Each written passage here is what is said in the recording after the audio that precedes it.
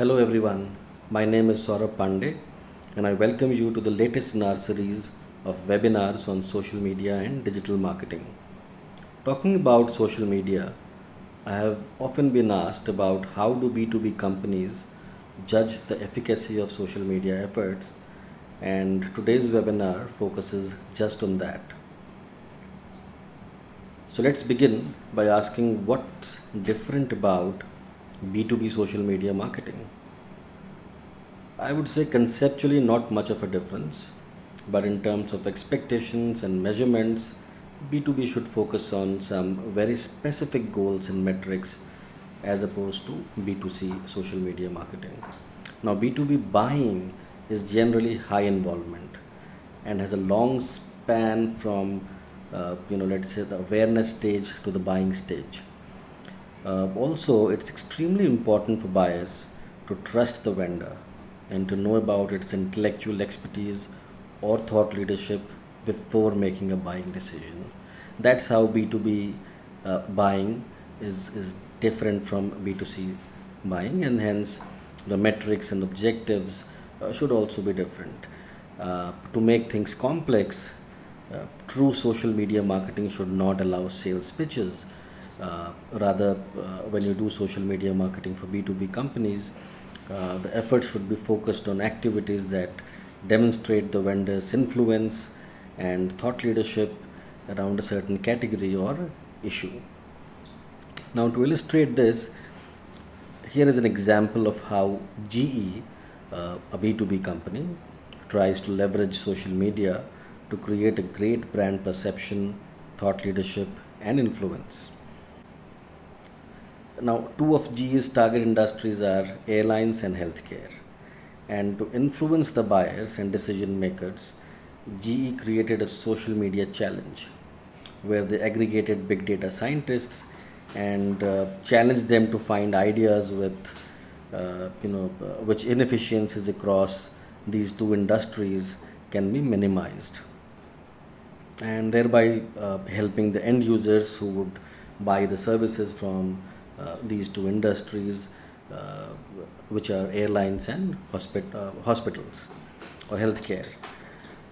Now, the final ideas were published and awarded by GE, and GE managed to resonate with not just the end users but also the B2B industries and data scientists.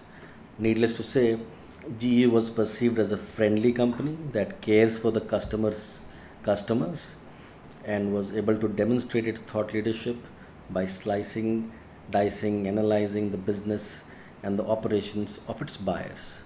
So that created thought leadership for GE, that created a positive brand perception for GE, and GE leveraged social media for that. So that brings us to the key objectives that we must focus on for B2B social media marketing. So there are various objectives that we can focus on. Number one is to build trust, influence, and thought leadership. Number two, to keep people engaged, not just with sales pitches as a lot of brands do, but largely with content that is educative and adds value to the buyer's businesses. Number three, to definitely track and garner a higher share of voice. Number four, of course, to be able to get more leads and sales. Number five, to be able to get discovered and reach influencers and buyers. And last but not least, trigger advocacy and repeat usage. So let's look at the metrics for all these objectives one by one.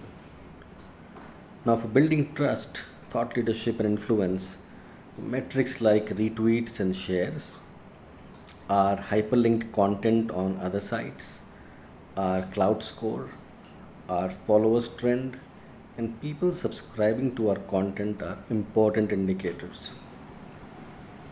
At the same time, we should also look at getting included in Twitter lists of experts.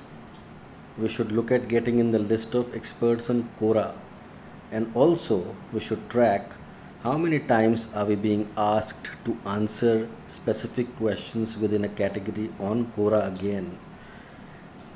These all would happen only when create valuable content and we are present and active on these social platforms with a clear strategy. Now, the second objective is to engage people, and the metrics are very, very clear. We need to track likes and comments, as well as track how many downloads and views of our specific format of content like videos and PowerPoints, etc.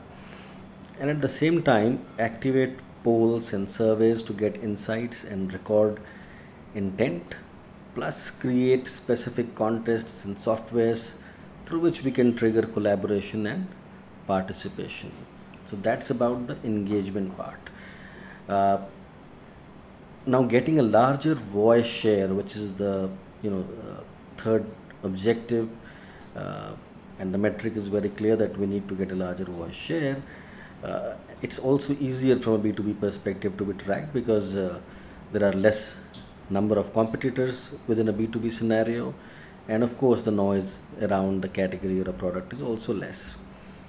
So we need to monitor hashtags, keywords, and mentions around our brand and product.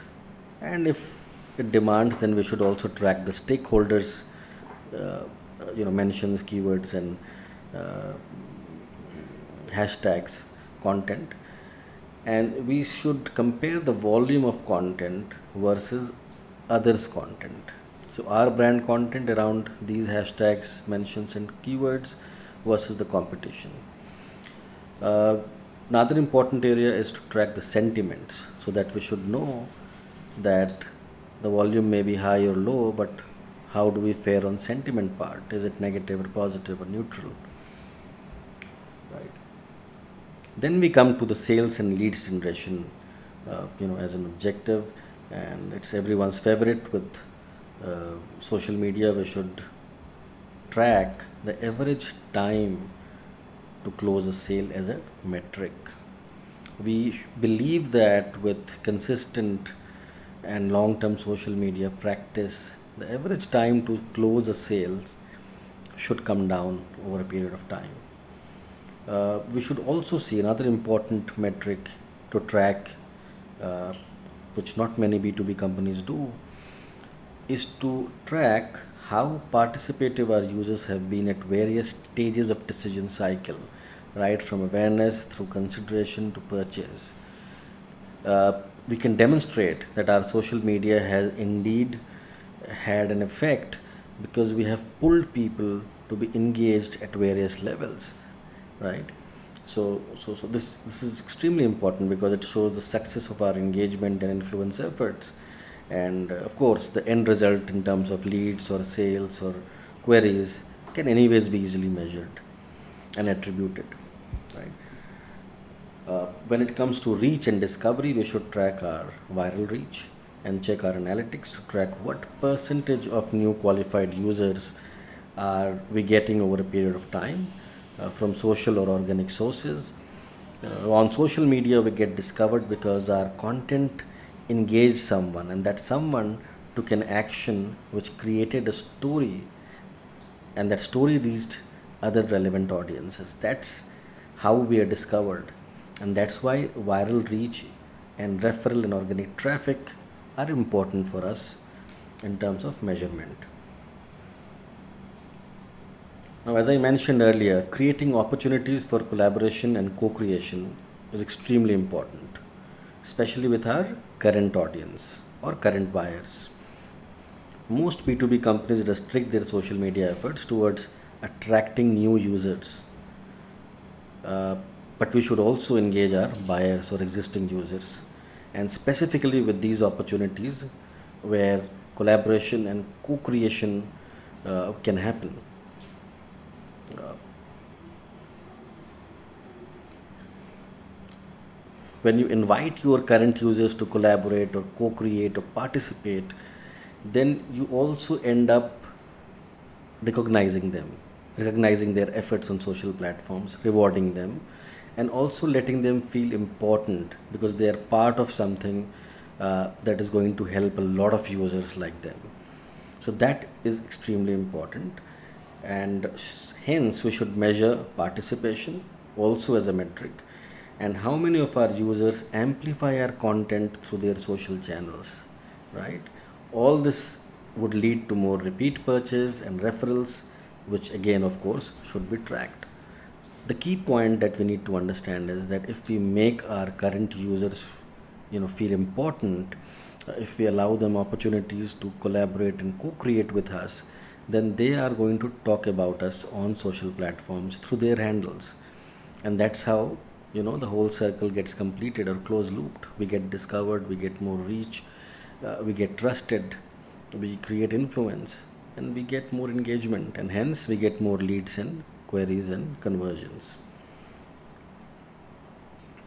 I would conclude by saying that if you are an SMB and operate in a B2B space, you must invest in social media, as it is not just very economical, but also one of the few ways to create trust, and it allows you to stand tall and shoulder to shoulder against big MNCs who have large appetite for ad spend, and you cannot match their ad spend, but you can certainly outweigh them in terms of your intellectual capabilities, your thought leadership, and hence you should invest in creating great content, valuable content on social platforms. With that, I take your leave. Keep tuned in for more such webinars. If you have any suggestions, do write to me uh, at saurabh@dotconverse.com, and do visit our website www.dotconverse.com to get more information and to check out more webinars. Thank you very much.